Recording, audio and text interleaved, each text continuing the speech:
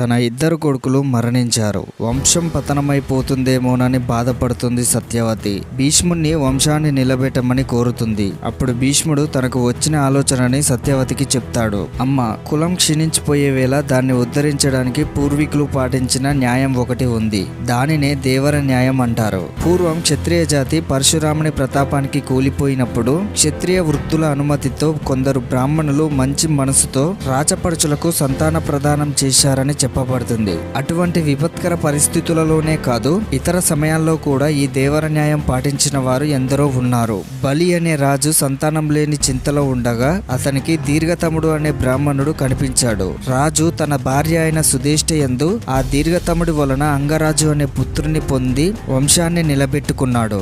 మరదలయందు సంతానాన్ని నిలబెట్టమని నన్ను అడిగావు గనుక ఈ రహస్యాన్ని నీకు చెప్పాను. నేను పెళ్లి చేసుకోనని ప్రతిజ్ఞ చేశాను. నన్ను ఇబ్బంది పెట్టకు.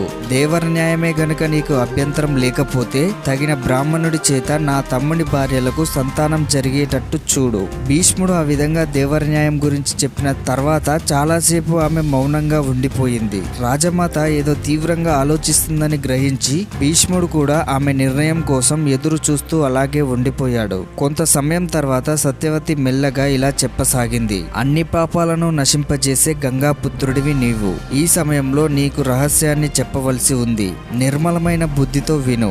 నేను మీ నాన్న కలుసుకోవడానికి చాలా సంవత్సరాలకు ముందు ఒకానొక రోజున నేను యమునా నదిలో పడవ నడుపుతుండగా ఒక ఋషీశ్వరుడు నన్ను చూసి కామించాడు. నీలాంటి మునులకు ఆ కామం తగదని, అది పగలు అని, నా కన్యత్వం చెడిపోతుందని నేను ఎంత చెప్పినా వినలేదు. ఆ ముహూర్తానికి అలా జరగాలని అన్నాడు. ఆయన నా కన్యత్వం చెడిపోకుండా వరం ఇచ్చాడు. నా ఒళ్ళంతా చేపల కంపు కొట్టేది. అప్పుడు ఆ ముని చేపల కంపు పోగొట్టి నా దేహాన్ని పరిమళ భరితంగా మార్చేశాడు. అప్పటి నుంచి నాకు గంధవతి, యోజన గంధి అనే పేర్లు వచ్చాయి. ఆ విధంగా ఆ ఋషి నన్ను అనేక విధాల ప్రలోభపరిచి నా నియమాలన్నీ అంగీకరించి నన్ను కలిశాడు. అయితే అప్పుడు ఆ ఋషి చెప్పినట్లుగానే నా గర్భంలో ఒక బాలుడు పుట్టాడు. చూస్తుండగానే 12 ఏళ్ల వాడిగా ఎదిగిపోయాడు. నాకు ప్రణామం చేసి అవసరమైన వేళ స్మరిస్తే వచ్చి దర్శనం చేసుకుంటానని చెప్పి వెళ్ళిపోయాడు. ముని వరం వల్ల నా కన్యత్వం చెడలేదు. మా నాన్న వాళ్ళు కూడా ఎక్కడికి వెళ్ళావు అని గాని, ఆలస్యం ఏమిటి అని గాని అడగలేదు. ఇప్పుడు చెప్పేది ఏమిటంటే, నువ్వు అన్నట్లు దేవన్యాయం కోసం ఎవరో బ్రాహ్మణుడిని తీసుకొచ్చే కన్నా మహామాన్వితుడైన ఆ మునిపుత్రుడిని ఆహ్వానిస్తే ఎలా ఉంటుంది? అతను కూడా నా గర్భ సంచాతుడే కదా, వంశం నా సంతానిదే అవుతుంది కదా.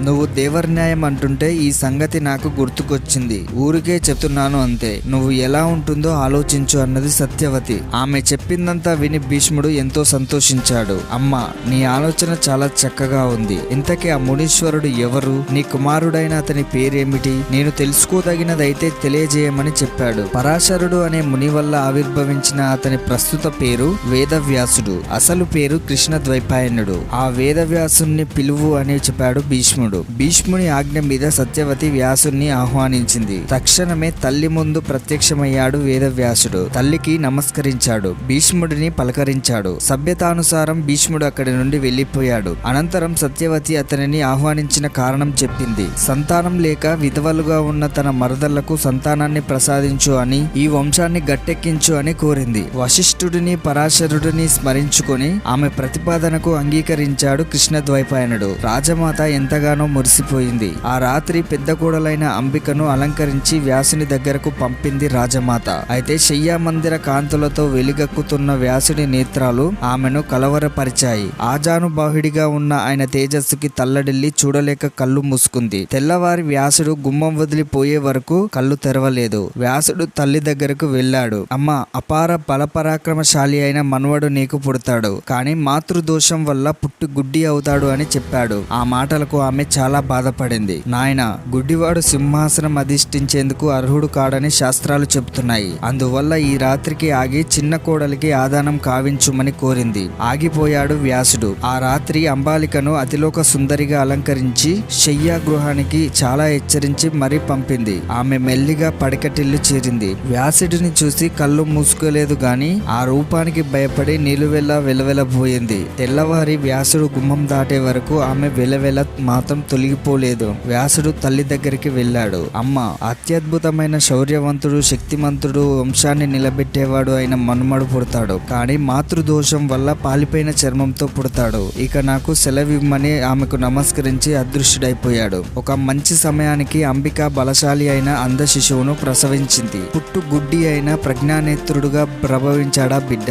మరికొంత కాలానికి అంబాలిక తెల్లటి చంద్రబింబం లాంటి కుమారుడిని ప్రసవించింది. భీష్ముడు శిశువులకు జాతక కర్మాదులు చూపించాడు. అంధుడైన శిశువును ధృతరాష్ట్రుడని, ధవలావర్ణపు చర్మం కలిగిన బాలుడిని పాండురాజు అని పేర్లు పెట్టారు. రోజులు గడుస్తున్న పెద్ద మనవడు గుడ్డి, రెండవ వాడు చర్మరోగి కావడం వల్ల సంతృప్తి పడలేకపోయింది సత్యవతి. మరలా వ్యాసుడిని స్మరించింది. ప్రత్యక్షమయ్యాడాయన. సత్యవతి మనసులో బాధంతా చెప్పుకుంది. ఈసారి మరిన్ని జాగ్రత్తలు చెప్పి పంపుతాను. పెద్ద కోడల్ని ఇంకోసారి అనుగ్రహించు అని కోరింది. వ్యాసుడు చాలాసేపు ఆలోచించి, అమ్మా, నీ మాట కాదనలేక నేను అంగీకరిస్తున్నాను. కానీ నీ కోడళ్లకు ఆత్మ సంతృప్తి లేదు. యోగానికైనా భోగానికైనా ఆత్మ సంతృప్తి ప్రధానం. అది లేనప్పుడు మనం ఎంత కృషి చేసినా మంచి ఫలితాల్ని రాబట్టలేము. అందువల్ల నువ్వు ముందుగా నీ కోడలికి ఆత్మ సంయమనంతో ఉండమని చెప్పు అని హెచ్చరించాడు. అందుకు ఒప్పుకుంది రాజమాత. పెద్ద కోడల్ని చూసి ఎన్ని విధాలా చెప్పాలో అన్ని విధాలా చెప్పింది. అత్తగారి ఎదుట ఆ పిల్ల చాలా వినయంగా ఉండి,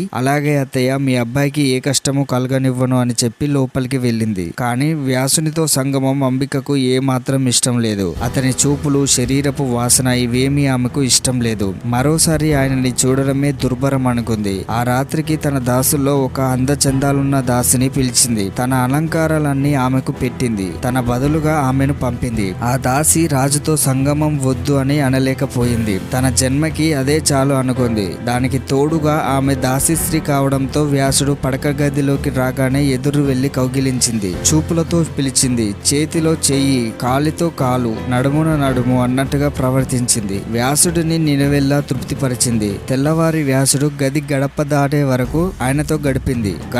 ఆయన గడప దాటుతుంటే గుమ్మానికి ఆనుకొని, ఓ రాజా, అప్పుడే తెల్లవారిపోయింది కదా, మరలా చీకటి పడడం అంటూ ఉంటుందా? గడిచిపోయిన మరపురాని ఈ రాత్రి వంటి మహోరాత్రి మళ్ళీ వస్తుందా? నీవు తృప్తి పడ్డావు కదా అని ఆయనని చూస్తూ ఉండిపోయింది. వ్యాసుడు బయటికి వెళ్లిపోయాడు. తల్లిని కలిశాడు. అమ్మా, నీ పెద్ద కోడలు నేను నచ్చక తన దాసిని నా వద్దకు పంపింది. ఆమె యందు ఆదానం సాగించాను. వీరుడు, నీతివేత్త, అసమాన ధర్మమూర్తి అయిన మహాత్ముడు పుట్టబోతున్నాడు. బుద్ధికి బృహస్పతి, వీరులలో యముడు, మూర్తులలో రాజు, వేత్తలలో ధర్మవేత్త అయిన ఆ బిడ్డను విస్మరించకు. ఇంకోసారి దేవర వీధికి నన్ను పిలువకు. 3 కన్నా అధికంగా కోరడం ధర్మం కాదు అని చెప్పి మాయమైపోయాడు. ఆ దాసి యోని యందు కుమారుడు జన్మించాడు. అతని పేరు విదురుడు అని నామకరణం చేశారు. అసలు విదురుడు దాసి మహిళ యోని నుంచి ఎందుకు పుట్టాడో నెక్స్ట్ వీడియోలో తెలుసుకుందాం. వీడియో నచ్చితే లైక్ చేయండి, షేర్ చేయండి, సబ్స్క్రైబ్ చేసుకోవడం మర్చిపోవద్దు. Thank you very much.